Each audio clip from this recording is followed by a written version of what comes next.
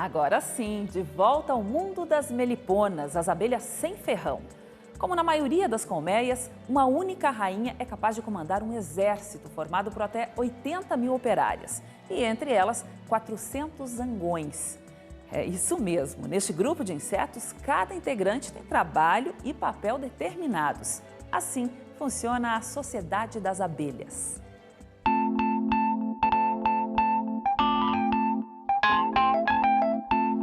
Grandes, pequenas ou médias. Observar o vai e vem desses insetos é uma lição de organização, que começa aqui dentro.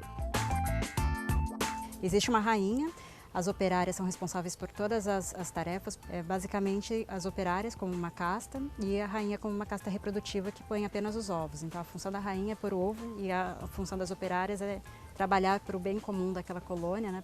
E em geral, como diferencia uma rainha de uma operária? Na grande maioria dos grupos, as rainhas se diferenciam porque elas são criadas em células de cria, em casulos, diferenciados. Então, são casulos que são maiores tanto em altura como em diâmetro, então comporta uma quantidade de alimento larval muito grande.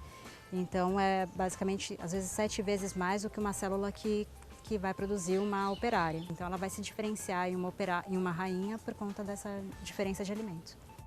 E quem coordena tudo isso? É uma grande questão da biologia, se é a rainha ou se são as operárias, né? Então ainda tem aqueles que acham que é a rainha que coordena tudo aquilo, que afinal é ela que põe os ovos, então ela é a mãe de todo mundo, então é ela que manda, ou será que são as operárias que numa decisão coletiva que realmente, porque afinal elas também escolhem se a mãe vai continuar a viver, se é uma irmã que vai vir a substituir a rainha. Então, a minha opinião é que é uma decisão coletiva das operárias, para mim. Mas tem aqueles que acham que ainda continuam que é a rainha que coordena tudo aquilo com seus feromônios, com seus compostos químicos e ela que coordena tudo aquilo. Apesar da maioria feminina, as colmeias também são habitadas por machos, que neste caso representam a minoria no grupo. Então, os machos se diferenciam das fêmeas como? Por esse sistema nós chamamos de haplodiploidia, em que os óvulos que não são fecundados, então dão origem a machos, então eles são haploides, né, tem um conjunto cromossômico apenas, e as operárias, as rainhas que são fêmeas, elas se originam desses ovos fecundados. Os machos são responsáveis apenas pela reprodução, então são eles são produzidos basicamente pela rainha, mas tem as exceções, e quando eles são maduros sexualmente, eles saem dos ninhos para procurar uma rainha para se acasalar. Se encontrar a rainha? Se encontrar a rainha, se acasala. E se acasala uma vez só, porque depois que ele se acasala, a abelha sem ferrão, eles morrem. Então o macho, ele tem um aparato que quando ele acasala com a rainha, ele deixa a genitália dele. Então por isso que ele morre. E aí ela volta com aquela genitália presa. Então ela volta para aquele ninho, consegue retirar de alguma forma aquele plugue, e então o abdômen dela começa a se desenvolver, porque os ovos começam então a se desenvolver ali nos ovaríolos dela. E aí as operárias começam a construir as novas células onde ela vai pôr os ovos. Depois que ela retorna para a colônia, depois do acasalamento, nunca mais ela sai. Ela pode viver alguns poucos meses, mas ela pode viver até 5, 7 anos na mesma colônia. E depois ela é substituída por uma nova rainha. Nesse período todo ela vai colocando ovos? Sim, ela põe os ovos, os espermatozoides daquele único macho ficam armazenados na espermateca. Então, quando ela vai liberar um ovo, o espermatozoide fecunda o óvulo dela e aí o ovo sai, né? Então, toda a colônia vai ser feita a partir só de um macho e uma fêmea? De um macho e uma fêmea. E enquanto estiver viva, ela reina absoluta. Caso ela venha a morrer e não seja substituída, aquele ninho tende a morrer. Já as operárias têm um ciclo de vida mais curto, de 28 a 48 dias. Então são elas que constroem o ninho, são elas que constroem o favo de cria, que coletam o alimento, que jogam o lixo fora, então que elas vão na flor para coletar o néctar, para transformar em mel, coletam pólen, coletam resina, constroem toda a arquitetura do ninho, né? Necessária. E você falou também das operárias, que elas têm função de acordo com a idade. Explica um pouquinho isso. Isso. As operárias, quando elas nascem, então elas ficam mais na atividade do favo de cria. Então elas constroem células e elas também colocam alimento dentro da célula e conforme elas envelhecem, elas mudam de função. E uma das últimas tarefas é ser guarda do ninho, né? Então elas ficam na porta e possibilitam a entrada e a saída de companheiras de ninho ou impedem a entrada de não companheiras. E a última função geralmente é de buscar alimento fora do ninho, porque é uma função arriscada, então são as mais velhas, as mais experientes que saem do ninho para buscar alimentos. Uma colmeia pode abrigar de 60 a 80 mil abelhas. E pode acreditar, diferente do Congresso Nacional, a ordem interna da Sociedade das Abelhas é mantida sem um único berro. Agora, toda essa organização é muito complexa, não é? Bem complexa. E assim, é uma mistura de cheiros, né, de odores, de comunicação sonora, porque o ninho é um ambiente escuro. Então, no ambiente escuro elas não enxergam nada. Então, elas têm que se guiar por sons, por vibrações e também por pistas químicas e por feromônios ou outros compostos químicos que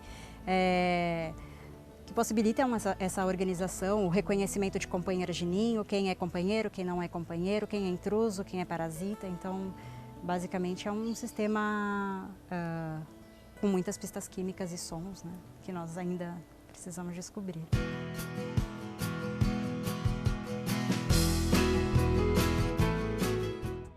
O Brasil é o 5º maior exportador de mel e no ranking internacional é o 11º mais importante produtor do mundo. Porém, todos estes números referem-se ao mel produzido pelas abelhas africanizadas, aquelas com ferrão e que foram introduzidas em terras brasileiras. Mas as meliponas começaram a ganhar mais espaço no mercado, pelo menos no nacional. Tudo porque a melicultura virou mais uma fonte de renda para algumas famílias do interior agrícola que agora também buscam formas de melhorar a comercialização do novo produto.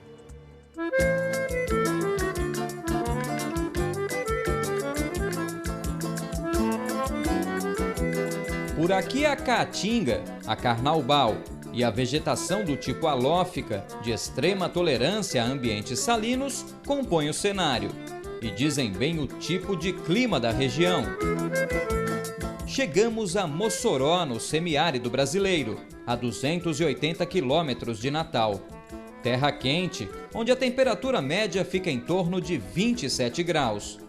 Mas o terreno de altitude mediana, localizado na Bacia Potiguar, garante um solo eficiente para o plantio de algumas culturas, como o algodão e o sisal, além do caju, o coco e o melão, neste caso, graças à agricultura irrigada.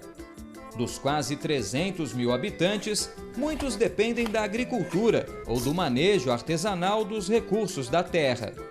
É o caso do aposentado que encontrou no quintal de casa uma atividade que une prazer e respeito à natureza. E agora, em vez de documentos, são elas que tomam a atenção do ex-bancário, as pequenas jandaíras. Eu comecei como hobby. Depois eu tive que criar uma empresa por conta exatamente da procura do mel, senti a necessidade de criar a empresa. Mas ainda hoje é uma coisa que eu faço com prazer. Aqui, quando eu estou trabalhando nas abelhas, eu esqueço do mundo. A história de seu Paulo com a jandaíra começou há 30 anos, quando ele ganhou uma colmeia de presente do padre Huberto Bruning, um dos pioneiros na criação da jandaíra, e que hoje dá nome ao meliponário. Ele dizia muito que tinha até um princípio bíblico, que as abelhas eram como trabalham em comum, todas em comum. Você vê aquela solidariedade. As abelhas, vamos dizer, todas elas vivem em função da colônia. Então aquilo me despertou realmente, né, o amor, e você, com o manejo, você multiplicando, você vendo uma rainha nova nascer, tudo aquilo faz com que você crie mais amor àquela atividade, né? Hoje, no meliponário do seu Paulo, já são mais de 200 caixas, um total de 200 mil abelhas numa área urbana. São típicas da caatinga nordestina e fazem parte da família das abelhas sem ferrão, as meliponas. Sem ferrão fica fácil manter o meliponário, não é mesmo, seu Paulo? Você maneja a abelha, como você está vendo, você maneja de bermuda, sem roupas especiais, não precisa de luva, não precisa de máscara.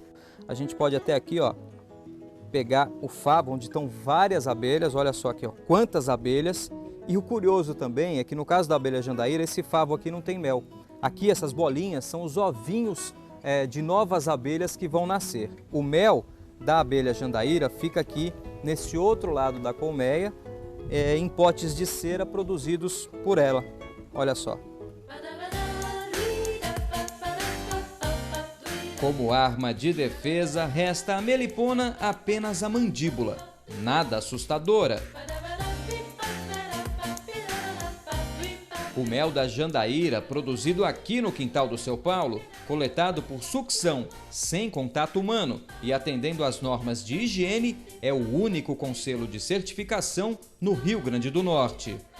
Porque o meu mel era muito procurado, eu passei a vender muito, tanto aqui como na capital, e eu precisava exatamente de que houvesse uma legalização. Então, para isso, eu construí uma casa de mel. O Sebrae me ajudou muito nessa parte, porque o Sebrae foi, vamos dizer, me levou até o governo, Secretaria de Agricultura, para a gente, através da Secretaria de Agricultura, obter o certificado do mel. Então, o meu mel ele tem o registro número 1 no estado do Rio Grande do Norte. E na época que eu fiz o registro, me informaram que naquela época era o primeiro mel de abelha sem ferrão registrado no país. Esse aqui é o mel da abelha jandaíra, produzido aqui no quintal do Seu Paulo, em Mossoró. Olha a textura dele, lembra um pouco assim, talvez um leite condensado, né? Exatamente. Ele aí não está exatamente na cor padrão dele, né? A cor padrão é assim, amarelo ouro, certo? Mas ela, às vezes, ela dá de quase branco até o quase vinho. Agora, o sabor é inconfundível, independente da cor. O sabor é inconfundível. Agora ser igualzinho o mel mesmo, né? É. Impressionante, é o gosto do mel numa coloração, num tom diferente. Exatamente. Muito bom. Cada um de nós temos um pouco de empreendedorismo na nossa veia, né? Nós precisamos desenvolver essa vontade de empreender. Então, tendo a vontade, buscando conhecimento e tendo o apoio, nós podemos transformar o mundo. Seu Paulo também faz a multiplicação das colmeias. De cada caixa como esta, onde vivem cerca de 1000 abelhas, ele reproduz outra e mais outra. Da cidade para o campo. O que começou no quintal do Seu Paulo se espalhou para 19 comunidades rurais e gera fonte de renda para 200 famílias que antes da seca chegar viviam da agricultura. Com a ajuda do Seu Paulo e o apoio do Sebrae, as agricultoras da área rural de Mossoró passaram a ser empreendedoras. Aqui, 7 mulheres dividem o lucro da produção do mel. Agora você vai puxando bem devagarzinho, encosta o celular, pronto, vai puxando bem devagarzinho. Aqui. Elas são umas abelhas muito boas da gente, como é que se diz? Trabalhar com elas, porque elas não têm ferrão. Eu estou surpresa com o mel que a gente está colhendo agora. O mel foi uma complementação que veio para ajudar a gente. Em uma outra comunidade, outras histórias. Noilde, Lúcia, Gorete, Maria. 4 mulheres unidas por um ideal. São elas que cuidam das 10.000 abelhas desse meliponário. Cuidam e se emocionam. Dá vontade de chorar.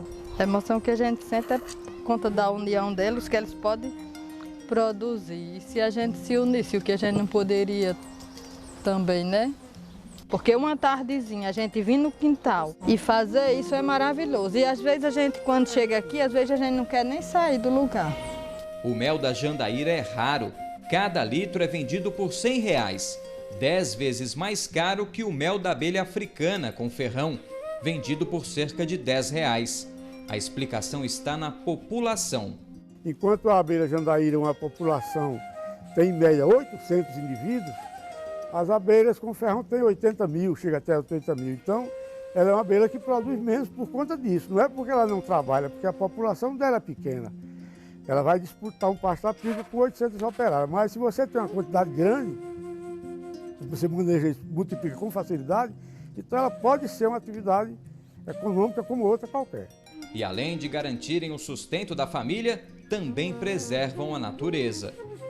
Por ela ser uma abelha da caatinga, e como você sabe o desmatamento é muito grande, então se você reinsere ela na zona rural, então ela vai polinizar exatamente a mata nativa da caatinga.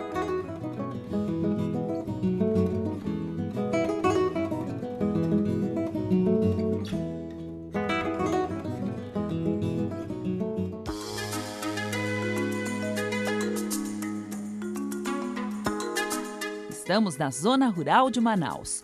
Aqui as pequenas jandaíras também são bem comuns, tanto que entraram para um programa do Instituto Nacional de Pesquisas da Amazônia. Inicialmente, a proposta era estudar a reprodução dessas abelhas. E para que a gente quer saber a reprodução das abelhas? A gente quer saber a reprodução para ensinar as pessoas a utilizarem esse recurso natural que são esses insetos polinizadores. E a intenção de entender a reprodução desses insetos é para que a gente possa manejá-los de maneira adequada, que a gente possa ajudá-los a se manter na natureza, especialmente aqui na Amazônia, onde o desmatamento está cada vez mais intenso, e também ter a possibilidade de aproveitá-los economicamente, ou seja, cultivar essas abelhas e poder explorar comercialmente os produtos que elas oferecem, que é mel, pólen, cera e polinização. Do INPA direto para o campo. A técnica aprendida no Instituto foi ensinada para este grupo com 10 agricultores da comunidade Ramal do Brasileirinho, zona rural de Manaus, que agora tem seus próprios meliponários. A partir do momento que eles estavam interessados em sistema agroflorestal, faltava o componente talvez principal, que eram os polinizadores desse sistema agroflorestal. Então nós oferecemos de contribuir com a implantação de criadores de abelhas, porque com as abelhas presentes no sistema agroflorestal, a gente julgava que a produção do sistema agroflorestal fosse mais interessante. Teve todo um processo de aprimoramento, o processo de divulgação do trabalho, cursos de manejo, de ecologia das abelhas, de biologia, para que os agricultores possam também fazer parte desse contexto. Aqui em Brasileirinho, o trabalho com as jandaíras, as abelhas sem ferrão, começou em 2005. De lá para cá, aumentou o número de criadores.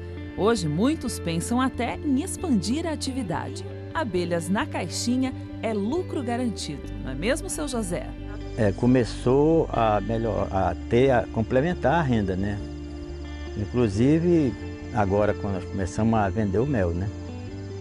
Caixa ainda não estamos vendendo, né? Estamos aumentando as caixas para poder fazer a produção de mel, né? Com a intenção de tirar uma faixa de 1,2 litro por caixa, nós vamos ter uma renda pelo menos de uns R$2.000 por mês, né? Aqui no Brasileirinho, nós já temos uma faixa de 380 colmeias e a tendência é chegar o mais rápido possível na 500 ou 1.000 colmeias. Então aí sim vai ter uma produção expressante de mel que vai dar, a princípio, o mel é para o agricultor, para ele comer no seu dia a dia. E o excedente, com certeza vai ter, esse mel ele pode vender para outras pessoas. E eles passam então a ter 2 alimentos extremamente nutritivos na dieta deles, que é o mel, uma fonte de carboidrato energética muito importante, e o pólen, que inclusive eles consideravam como lixo da abelha ou fezes das abelhas, que é o alimento que nós conhecemos mais rico em aminoácidos. É o alimento que contém todos os 20 aminoácidos essenciais. Então o pólen passou também a ser uma fonte de alimento para essas pessoas. Fazendo um trabalho ecológico belíssimo para o meio ambiente, pelo fato de criarem as abelhas pensando num retorno econômico. Para seu Manuel, o trabalho é fácil, mas tem lá seus segredos de sucesso. Ela é uma atividade fácil, no mesmo instante, dependendo também da dedicação, também com carinho, porque se o cara não tiver um carinho de lutar com elas e ter amor, elas também se destoram. Parece que o mel do Brasileirinho também agradou algumas ONGs e empresas do setor, que agora estão interessadas em investir neste segmento de mercado. Tem ONGs que estão apoiando essa atividade, é o Casa Nordeste, que está financiando caixas para a criação de abelha vazia e também suporte. Esse ano vai confeccionar também a construção de uma unidade de processamento do mel, que todo o mel que é produzido aqui na comunidade vai para esse estabelecimento e lá vai ser trabalhado, vai ser desumificado, ser limpo todo esse mel, para depois ser embalado e vendido para a comunidade. Os agricultores ainda precisam se moldar às exigências do mercado. Porque o mel, antes de ser um remédio, ele é um alimento. Então o alimento, ele tem toda uma legislação para se trabalhar. E nós estamos atrás desse aprimoramento, dessa legislação, para que quando sai o mel do Brasileirinho, com rotulado, a pessoa quando vê, vai dizer, é do Brasileirinho, esse mel é 100% original, vale a pena ser comprado. Hoje, os criadores comemoram o duplo resultado, para a comunidade local e para o meio ambiente. É claro que as abelhas estando na propriedade, polinizando o pomar que ele tem, produzindo mais frutas, melhorando a condição da produção de frutas e hortaliças que eles também têm agora a produção de mel e pólen, porque quando a abelha vai na flor e poliniza a flor, em troca ela traz o néctar ou o pólen. Com isso ela faz o seu próprio alimento. E a gente, é claro, pode ir lá e pegar um pouquinho pra gente. Dessa forma, então, eles têm uma complementação econômica na atividade de agricultura que eles já executam nas suas propriedades. Então, para mim, é uma coisa boa que eu jamais vou dispensar, não dispenso mais não.